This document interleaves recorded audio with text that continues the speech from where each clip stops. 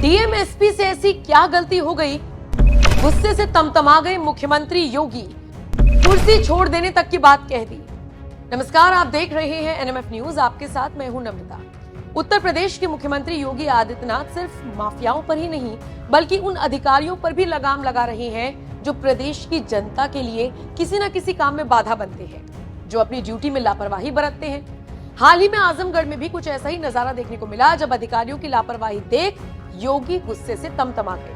उन्होंने सीधे सीधे डीएम और एसपी को हड़काते हुए कह दिया कि कुर्सी छोड़ दो अगर काम नहीं हो रहा है तो। फटकार लगते ही सारे अधिकारी सहम गए। दरअसल सीएम योगी आजमगढ़ के दौरे पर थे। सीएम ने अधिकारियों और जनप्रतिनिधियों के साथ समीक्षा बैठक की।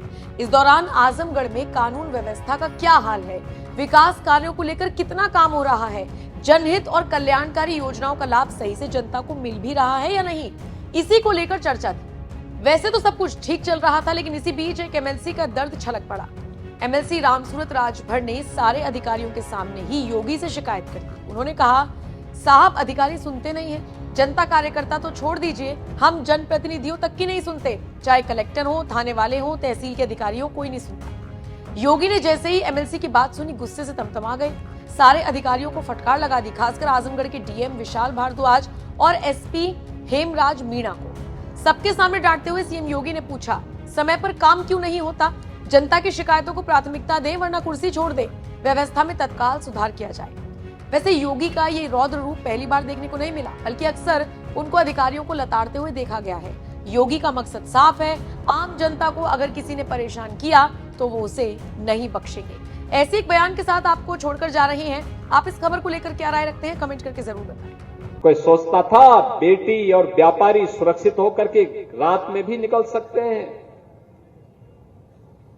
देखो, हम राम को ही लाते नहीं है, बेटी और व्यापारी की सुरक्षा के लिए खतरा जो बनता है उसका राम नाम सत्य भी करवा देते हैं।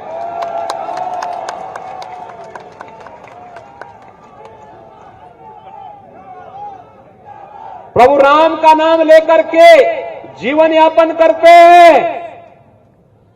राम के बगैर कोई काम नहीं। लेकिन जब कोई सुरक्षा, समाज की सुरक्षा के लिए खतरा बनेगा तो उसका राम नाम सत्य भी तय है। और इसीलिए हमारा कहा जाए, बहनों और भाइयों, जो 10 वर्ष पहले सपना था आज वो हकीकत बना है। इसलिए बना है, आपके एक वोट की कीमत ने बनाया है। एक वोट गलत लोगों को जाता था, देश भ्रष्टाचार के आकंठ में डूबता था, अराजकता और उपद्रव के आकंठ में डूबता था, कर्फ्यू लगता था, अराजकता फैलती थी, गुंडागिर्दी फैलती थी। हमारा ही वोट, हमारी बेटी और हमारा ही नौजवान उसकी चपेटे में आता था। वोट हमारा, तो पाप के भागीदार तो हम ही को बनना है जब गलत लोगों को हम देंगे। और इसीलिए मैं आया हूं, एक वोट आपने मोदी जी को दिया, मोदी जी के नाम पे दिया, तो मोदी की गारंटी आपके भविष्य को बनाते हुए दिख रही है।